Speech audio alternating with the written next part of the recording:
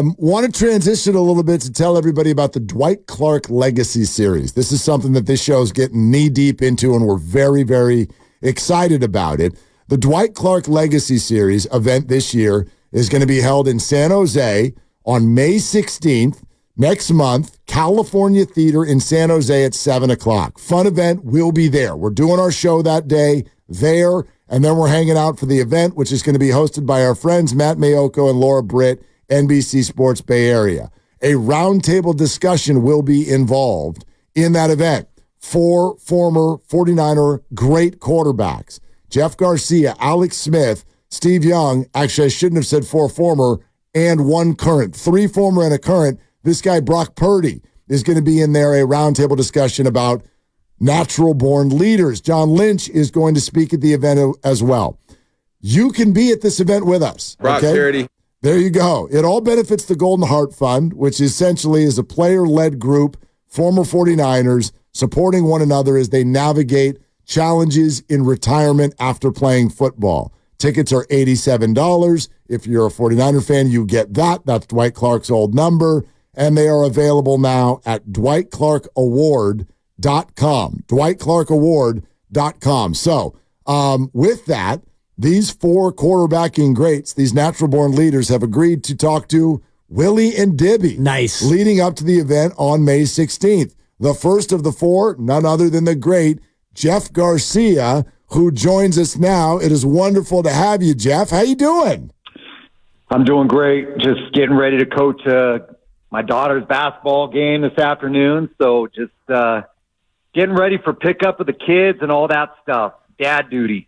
Awesome. We know exactly how that's like. How's the team doing this year? So far, so good when my daughter plays. Dominant. She helps the team. She helps the team out quite a bit. This is a 12-year-old squad. It's a 5th and 6th grade team, but we're having fun. There's a lot of girls that are new to the game, and then there's Faith, my girl. She kind of takes it to another level. So fortunate to have her when we have her. But she had eye surgery a couple weeks ago, so we'll see how her shot is today. Man, all the best.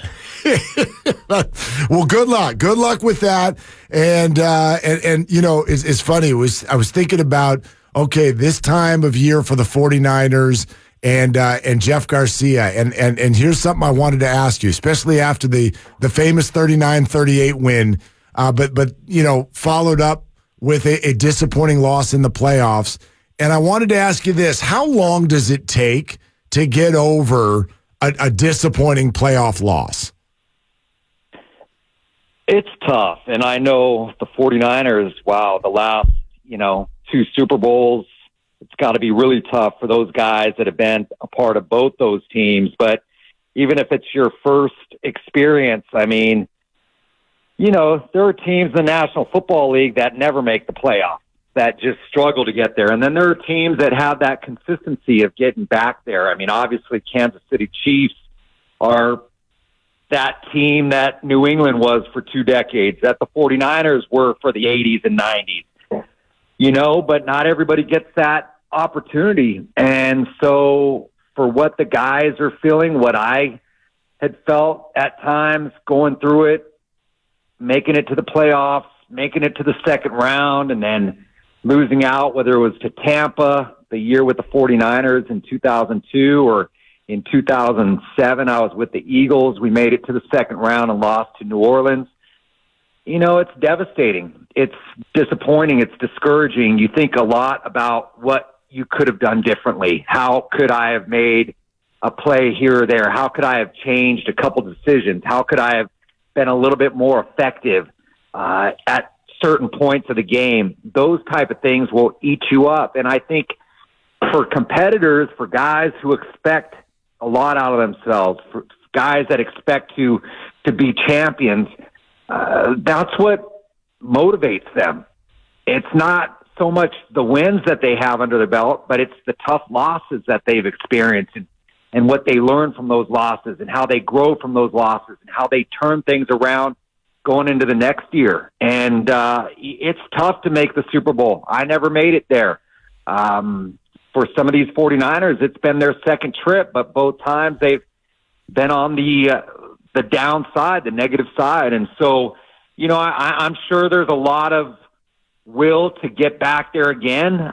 You have to have luck on your side. You have to stay healthy. You have to have the right pieces in place, the draft, the free agency, the keeping the nucleus of the team together. All those things come into play, keeping solidarity amongst the coaching staff, the system that they run. That's important. That's why certain teams continue to struggle year in and year out, because there's always changes taking place. But those teams that find consistency, that from the top down are able to stay together, are able to grow together, those are the teams that are able to battle and make it into the playoffs. Once you make it into the playoffs, anything can happen. The 49ers have been so close. Hopefully they can get back there again. Former Niner quarterback Jeff Garcia here on 95.7 The Game. What advice would you give to Brock Purdy after such a disappointment, or what advice did you give him if you had a chance to talk to him after being so close in the Super Bowl? Yeah, I haven't had a chance to really communicate with Brock, but the kid has been awesome. The young man has been awesome. I mean, going into really his first full-time year as a starter, what we saw in the first year toward the second half of the season, what he was able to do, step on the field and perform the magic that he did. Everybody was questioning, was this a fluke? Can he continue it? Can he build on that? Well, he did. He had a great second year in the league, led the team to the Super Bowl, played a relatively good game in the Super Bowl. Didn't really have major mistakes, led drives. Unfortunately, they just didn't come out with the win against a really good football team, and it took overtime to give that up. And so I think he's just going to look at this offseason as, continue to build on himself, continue to build on his physicality, whether it's continuing to build up his arm strength, his strength just on the field, his speed, all his locker room intangibles, leadership, how he affects his teammates, how he encourages his teammates, how he gets his teammates together during the off season for some unsupervised workouts, all the film study that he does. I know he's a student of the game. I know that he takes a very serious approach to his craft. I know that the fuel to his fire is still there. I mean, even after being considered an MVP candidate last year, people still want to knock him. They want to doubt him. They want to call him a system quarterback. They want to call him a game manager, all those things. Well, there's nothing wrong with that. He manages his game as well as anybody in the National Football League. He does exactly what he's supposed to do and then some. He's able to be creative when he has to be, but when he's playing within the pocket, he utilizes his weapons around him. He runs Coach Kyle Shanahan's offense to a T, and that's another thing.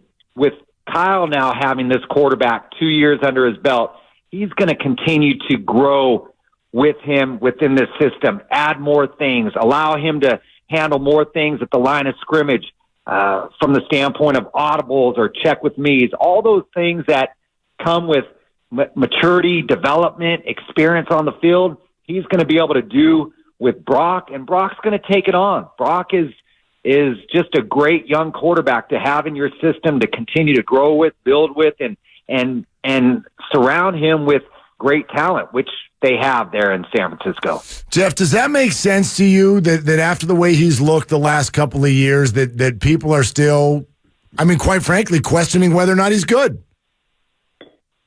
I mean, we heard it from whether it's media or people just want to chime in, but he is good. When I watch him play, he has great rhythm and timing. He gets the ball.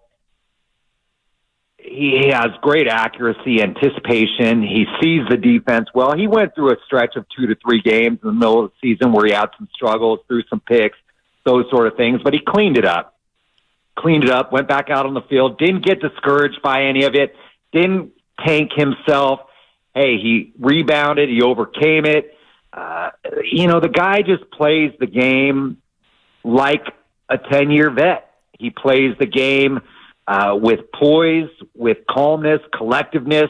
You don't see him ever frazzled, so to speak. He doesn't get. It doesn't seem like the game is too big for him.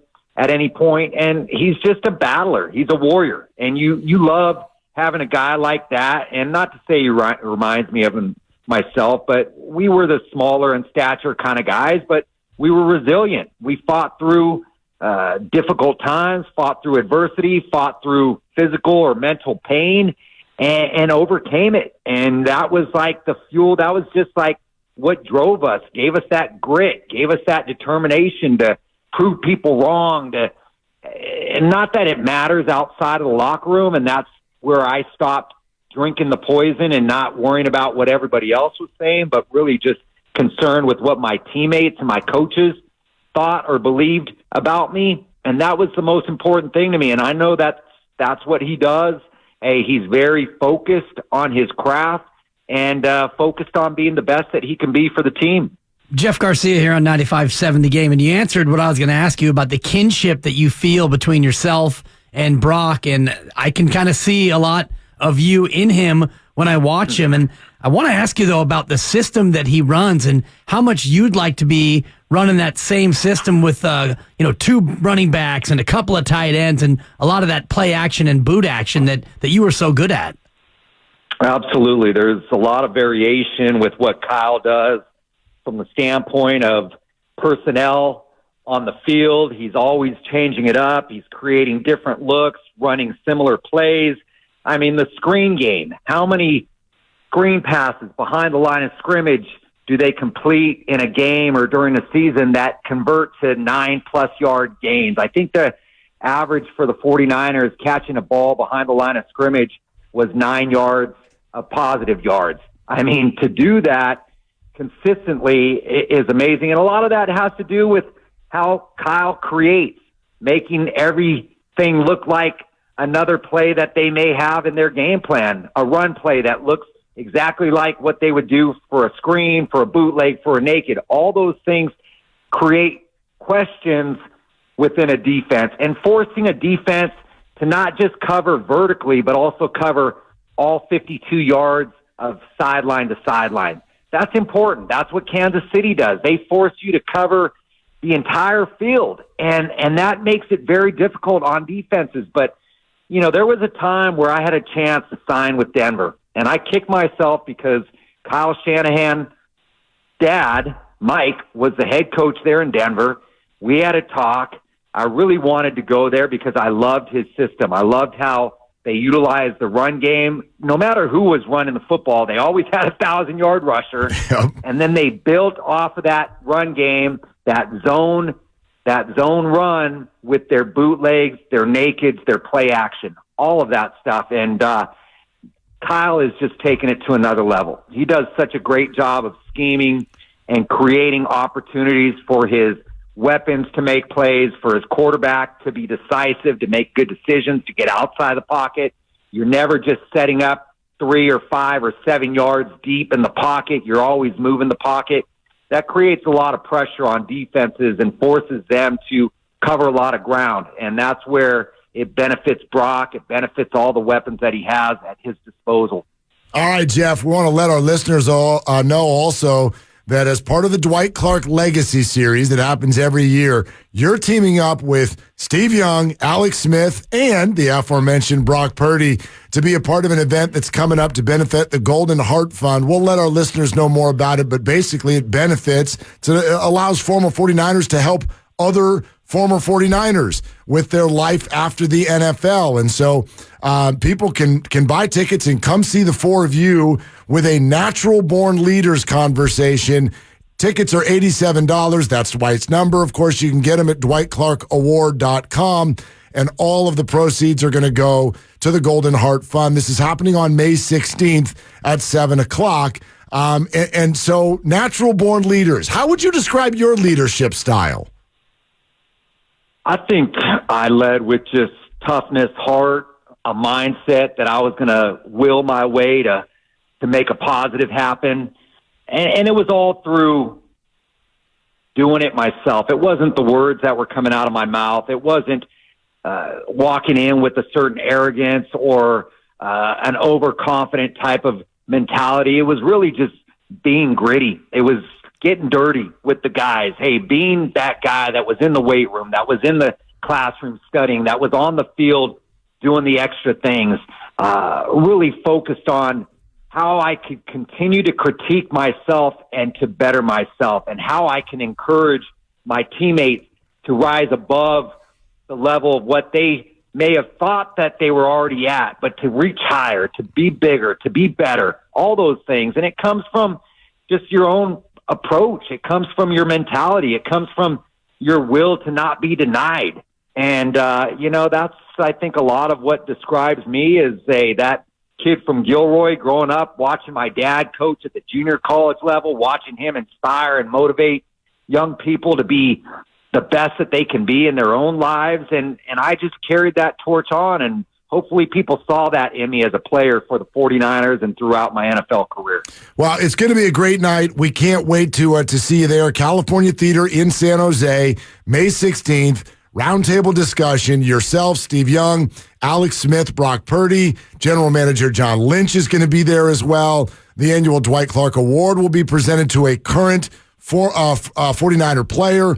And again, all of the proceeds go to the Golden Heart Fund, and all of this available at DwightClarkAward.com. Sounds fun, Jeff. We're looking forward to it. You looking forward to it? I am. It's going to be a great night. It'll be great to be there with Steve and Alex and Brock and just have that conversation. And then also just what it benefits. The Golden Heart Fund really goes back to supporting players of the past, 49er players of the past. Hey, not everybody was making the salaries that they're making today. Right. You look back 20, 30, 40 years, guys weren't making those dollars, but they came out with a lot of pain, a lot of their own personal struggles. And I think that's what this is so great. You have a chance as a fan, as a player, to give back, to really help support and create or provide resources for these ex-Niners to help their own rehabilitation, help their own lives to be better. Yeah, now that you're seeing quarterbacks are about to get $60 million a year, do you talk to your parents maybe about, you were born a little too early maybe? I mean, from my size standpoint, that was the knock of me coming out of college in 1994. I didn't look like Troy Aikman, so I wasn't drafted. But gosh, things have changed. I probably would have been drafted. Yeah. I would have had a $50+ million contract. No, but you know what? At the end of the day, I was very blessed to be able to do what I loved doing, what I grew up doing as a kid and dreaming about doing. And I had a good career, and I was able to do some things on that field that are memorable and support my family and be in a financial position to where I'm living a good life. And if I can help out others, if I can do things for others, because that's what it all comes down to, being able to bring awareness and help guide people to helping others in need. And this is one of those opportunities for me to be a part of it. It's the 4th year of it. Dwight was one of my heroes growing up, watching the catch and all the great things that he did and his suffering toward the end of his life. But now he's giving back and his legacy lives on. And for me to be a part of that is just a tremendous experience and opportunity for me. That's awesome, Jeff. Yeah, we love it, man. We love it. We love talking to you, so we appreciate this, and we very much look forward to seeing you on May 16th. Thank you, Jeff. You got it, guys. Great time, and we'll see you on